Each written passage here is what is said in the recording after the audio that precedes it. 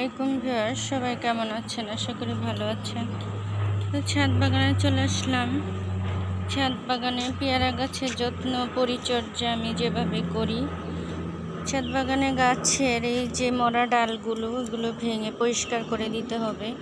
মরা পাতা, মরা ডাল, তাহলে এই যে সুন্দর সুন্দর এই যে পেয়ারাগুলো ধরবে। তারপরে গাছের গোড়ায় একটু এই যে মাটিগুলো আলগা করে দিতে হবে, আগাছাগুলো পরিষ্কার করে দিতে হবে এভাবে করে। তারপর কিছু জৈব সার গাছে দিতে হবে, বা বাজার থেকে যদি আমরা কিছু সার নিয়ে আসি সেগুলো দিতে পারবো। মাটির সাইড দিয়ে এভাবে দিতে হবে, দিয়ে পানি দিতে হবে।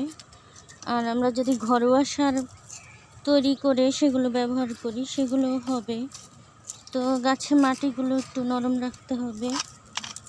এভাবে করে যত্ন করলে গাছে প্রচুর ফলমূল পাওয়া যায়, সব গাছেরই। তো আমার এই গাছটাতে মাশাআল্লাহ একটা থাই পেয়ারা গাছ, এই যে দেখেন এদিকে দুইটা পেয়ারা হয়েছে, তার এদিকে হচ্ছে পুরো গাছে কিন্তু ফুল এসেছে, পুরো গাছে মগডালেও ফুল এসেছে। তো এখান থেকে যে কটা টিকবে সে কটা এরকম সুন্দর ফল হবে মাশাআল্লাহ, আলহামদুলিল্লাহ।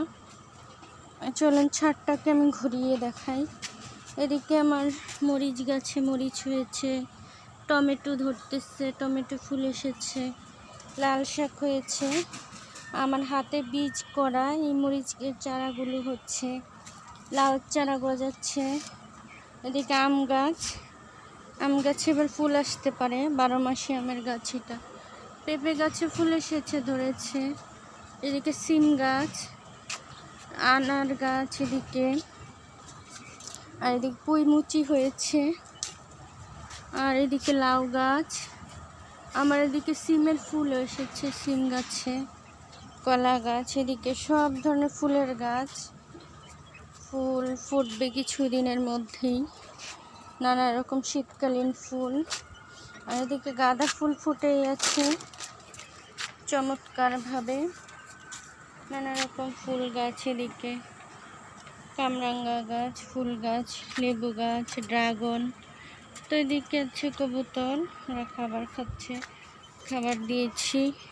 আর এদিকে আমার ফার্মি মুরগিগুলো, এই মুরগিগুলো কিন্তু খুব সুন্দর মাশাআল্লাহ, খাবার খেয়ে বড় হয়ে যাচ্ছে। আজকে ওদের দিয়েছি লাল শাক আর ভাত, চাল এগুলো দিয়েছি, কাঁচা ঘাস দেই।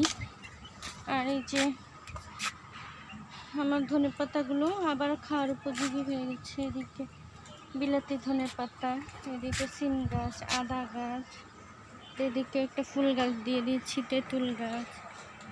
তো এদিকে আছে আখের গাছ, লাল আখ, নানা রকম গাছ, বড়ই গাছ, যে মালবেরি ফল থাকতেছে এই গাছটাতেও, মূলা শাক। তো কিছু শাকসবজি হারভেস্ট করে নেওয়ার সময় হয়ে গেছে। পোলাও পাতা, এই যে ডালিম ফল, আমার বেশি ভালো লাগে ডালিম ফলগুলো যখন গাছে ঝুলে থাকে। যে আঙুর গাছ, এদিকে তো লাউ চারা একটা গজাচ্ছে, বেগুন ধরেছে, বেগুন গাছটা একটু এদিকে নিয়ে আসতে হবে।